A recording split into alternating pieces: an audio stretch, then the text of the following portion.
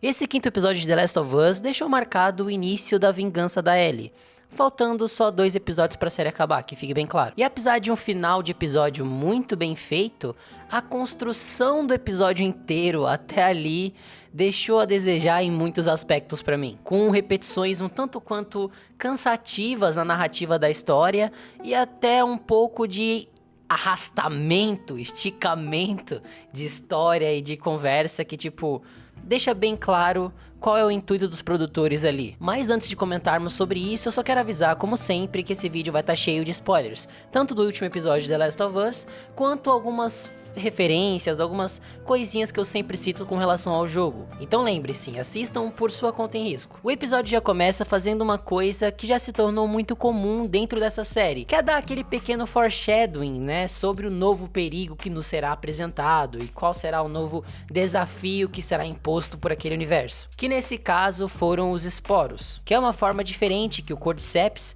arrumou de se espalhar pelo ar. E eu sei que por aí na internet muita gente tava comentando e reclamando sobre não ter aparecido esporos até agora e tudo mais, mas pô, galera, é uma série, né? Eles não vão pagar milhões e milhões de dólares pro Pedro Pascal atuar de máscara. Então assim, calma que apareceu. Essa cena do começo, para além de nos explicar um pouco mais sobre os esporos, ela também tá ali para dar um pouco de contexto sobre qual a situação do hospital que nós vamos estar mais pra frente naquele mesmo episódio. Depois disso nós voltamos ao teatro, onde as coisas entre a Ellie e a Dina, que pareciam estar mais resolvidas e decididas, não estavam tanto assim não. Com a Ellie questionando o tempo todo a Dina e também se questionando se era certo elas continuarem, se elas não deveriam voltar, até porque agora surgiu um grande novo entrave nessa história, que é o fato da Dina estar grávida, né? Mas pra mim essa questão meio que já tava resolvida, não? Naquele momento no terraço, todo bonitinho, com as duas dando a mão, decididas que vão enfrentar todos os perigos juntas e tudo mais,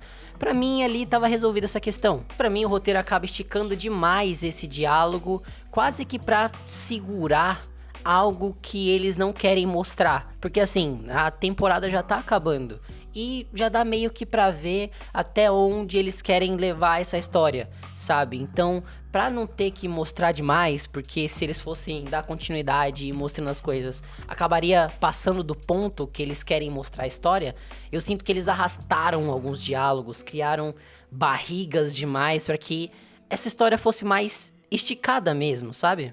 E eu não sei, eu sinto que isso que eles fizeram me passou um pouco de sensação de desapego por parte da Ellie com relação à vingança do Joel, que só se sentiu motivada, entre muitas aspas, a continuar a vingança pelo Joel depois de ouvir um discursinho da Dina, que não me leve a mal, foi muito legal pro personagem da Dina esse momento, porque deu um backstory muito bacana pra ela, assim, mostrou que ela é uma personagem que também passou por muita coisa terrível, sabe? E que tá decidida a fazer o que ela quer fazer, independente de qualquer coisa. Ela vê a Ellie como família e ela vai lutar pelo Joel assim como ela lutaria e lutou pela sua família, né? Porém, agora tem um grande problema, né? Porque a Dina também tá levando a família dela com ela, né? Nessa jornada perigosa. Ela tá levando dentro de si a sua nova família. Então, acaba ficando esse dilema aí pra personagem e tudo mais. E mesmo assim, ela decide ficar do lado da Ellie, né? Independente do que a Ellie decidir, ela vai ficar do lado da Ellie e tudo mais. Então assim, eu achei muito legal pro personagem da Dina isso. Mas eu sinto que, não sei, acabou enfraquecendo um pouco o personagem da Ellie pra mim. E pessoalmente falando, eu sinto que eu não tô conseguindo me conectar direito com a Ellie que a série tá construindo. Eu sinto que ela não sabe muito bem direito o que ela quer, que ela não tá com essa cega de vingança, sabe? A ponto de jogar tudo fora pela vingança que ela tá atrás. O que é muito diferente no jogo e que me incomoda profundamente, sabe? Eu não consigo... Eu sinto que isso faz com que eu me conecte muito pouco com a Ellie da série. E não dizendo que essas dúvidas que a Ellie tem não possam existir, porque eu acho que qualquer pessoa normal passaria por essas dúvidas, sabe? Eu sinto que não tem nada de muito, meu Deus, é inacreditável que a Ellie esteja passando por essas dúvidas, não. Inclusive dentro da série, faz muito mais sentido ela passar por essas dúvidas, dentro do contexto que a série coloca. mas eu não sei. Pra mim não rola, não funciona. Talvez justamente por eu já ter conhecido uma versão de Ellie dos games muito mais decidida, muito mais cega de vingança, com muito mais ódio, muito mais raiva, então, enfim. Salve, salve rapaziada, PHD do futuro na edição desse vídeo aqui pra trazer uma informação que foi nova pra mim, saiu hoje, no dia que eu tô editando esse vídeo. E talvez explique o porquê eu não tô conseguindo ter tanto essa conexão com a Ellie assim. Aparentemente, o Neil Druckmann, que é o criador de The Last of Us, não estava acompanhando essa segunda temporada tão de perto e deixou muito mais na mão do Craig Mazin para poder conduzir a história da maneira que ele achava necessário. E lembrando, o Neil Druckmann não estava tão envolvido com essa segunda temporada porque ele tá trabalhando no jogo novo dele.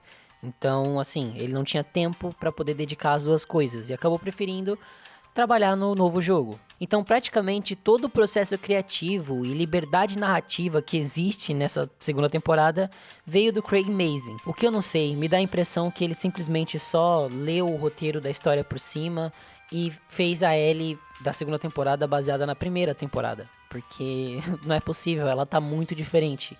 E eu acho que, sabendo dessa notícia, isso agora faz mais sentido. Bom, agora sem mais interrupções, vamos voltar pro vídeo. O episódio é repleto de cenas de ação do começo ao fim, que apesar de ser muito boas, acabam caindo em ciclos narrativos repetitivos que me dão um pouco de canseira, sabe? Com as coisas acontecendo sempre nos mesmos moldes, assim, sabe? Ellie se encontra em um problema com a Dina, ela se vê encurralada, Ellie acaba se sacrificando pela Dina, e aí ela recebe ajuda de algo externo, e enfim. Isso acaba acontecendo de novo, eles fogem, encontram mais um problema, se veem novamente encurralados, e novamente a Ellie se sacrifica, enfim, sabe? De novo, o mesmo roteiro, de novo e de novo e de novo. E não dizendo que todas as sequências de ações do episódio foram ruins, não, foram bem legais até algumas. A cena dos Stalkers é muito maneira, com eles fazendo aqueles barulhos, todo aquele efeito sonoro daquela cena é muito boa, a sonoridade te dá uma imersão muito grande, sabe? Porque eles são, né, infectados muito assustadores e tal, tipo, com gritos, gemidos humanos. É uma parada bem maneira, assim. Também quando elas acabam encontrando os Serafitas e veem mais a fundo o sadismo deles ali e tal. E até porque é a primeira vez que eles acabam encontrando os Serafitas vivos, né? A Ellie e a Dina vem eles vivos ali pela primeira vez. Eu achei muito bacana, muito legal mostrarem todo aquele rolê do sacrifício dos Serafitas, como eles matam as almas impuras. Também gostei da aparição do Jesse no episódio, confirmando também que o Tommy tava ali, no que tava me deixando com muito medo da série tirar também. Eu tava com medo deles simplesmente só esquecerem o Tommy, mas felizmente ele vai estar aí. Só que existem alguns outros momentos que a suspensão de descrença tem que ser, tipo, ligada no nível máximo pra gente poder relevar algumas coisas, velho. Porque puta merda, mano, que esses soldados wolves às vezes são uns trapalhões, cara, é de outro mundo. A quantidade de tiros inacreditáveis que eles erram, eles veem pessoas suspeitas, simplesmente ignoram, como a Ellie simplesmente consegue não passar por nenhum tipo de segurança, até convenientemente chegar até a Nora, enfim, mano, acontece uns bagulho que a gente só tem que relevar, porque a gente for tentar levar a sério, vai ser meu osso. Falando nisso, eu não sei se foi só eu, mas eu sinto que essa chegada da Ellie até a Nora foi meio que quase que empurrada, sabe? Forçada, as coisas meio que aconteceram muito meio de repente, sabe? A Ellie tava fugindo dos Serafitas, de repente ela tá no hospital, de repente ela tá de cara com a Nora. Parece que todos os acontecimentos do episódio só serviram pra levar a Ellie do ponto A, que era o teatro, pro ponto B, que era onde tava a Nora. E, tipo, tudo que aconteceu meio que no meio disso, nesse bolo, não serviu praticamente de nada narrativamente falando. Tem um momento entre a Ellie e a Dina fofinho antes, que talvez possa ter algum impacto no crescimento da relação delas e tal, narrativamente falando. Aí a flechada que a Dina leva no joelho, sabe? E o Jesse e o Tommy ter aparecido, mas isso eventualmente ia acontecer, então, enfim, não sei se necessariamente precisava dessa cena toda de ação pra rolar, então, sei lá, eu sinto que acontecimentos empurrados, sabe? Tipo, jogados, entendeu? Eu não senti uma fluidez nesse episódio. E eu não sei muito exatamente explicar o porquê, mas é esse sentimento que ficou pra mim. E como a gente já tá falando da cena da Nora, eu acho que chegou o momento de a gente falar do ponto alto desse episódio, que foi toda essa sequência final da Ellie encontrando a Nora e começando ali a sua vingança. Apesar do fato da Ellie ter chegado na Nora do nada e a gente relevar isso, e também relevar aqueles wolves errando todos aqueles tiros impossíveis de errar, tipo assim, não dá pra errar isso aí, mas beleza. O discurso da Nora, como se tivesse arrependido no começo, mas que depois pega a Ellie de surpresa, dizendo que o Joel mereceu aquilo e tudo mais. Pô, é muito bom e muito fiel ao jogo. Rola ali uma perseguição que acaba culminando no setor onde estavam os esporos ali. E puta merda, mano, como foi bem feita essa sala dos esporos. Toda essa cena de modo geral, sabe? A iluminação baixa só com a lanterna da Ellie, mostrando as paredes todas tomadas pelo Cordyceps, sabe? O fungo se misturando às estruturas e crescendo e aumentando ali dentro, sabe? As partículas de fungo no ar, as pessoas anexadas, quase que misturadas, sendo devoradas pelas paredes de fungos, soprando aquele Cordyceps, quase tentando da maneira que o Cordyceps se desenvolveu ali, matar a Ellie, né, assoprando aquela parada na cara dela, o sofrimento no olhar das pessoas que estão, sabe, grudadas na parede ali, dos soldados wolves que estão ali, enfim, pô, tudo nessa cena, nesse pedaço, foi muito bem feito. A iluminação baixa só pela lanterna da Ellie, que dá toda essa atmosfera pro local também, sabe? Você consegue ver muito bem as partículas de fungo flutuando. Porra, incrível. E nos finalmente, quando a Ellie vai finalmente matar a Nora ali, eu senti que... eu acho que eu tô vendo um pouco da Ellie que eu tava esperando agora, sabe? Porque justamente é o momento que marca realmente o início de vingança da Ellie e também de transformação da Ellie, né? Porque a gente que jogou o jogo sabe o quanto essa vingança transforma a Ellie. E ali a gente consegue ver o comecinho disso. E no diálogo entre as duas, a gente acaba descobrindo que a Ellie sabe o que o Joel fez. Ela não tá ali de inocente, ela sabe o que o Joel fez e não liga. Ela só quer vingar o seu pai mesmo assim. Porém, a maneira como ela descobriu isso ainda não nos foi mostrado.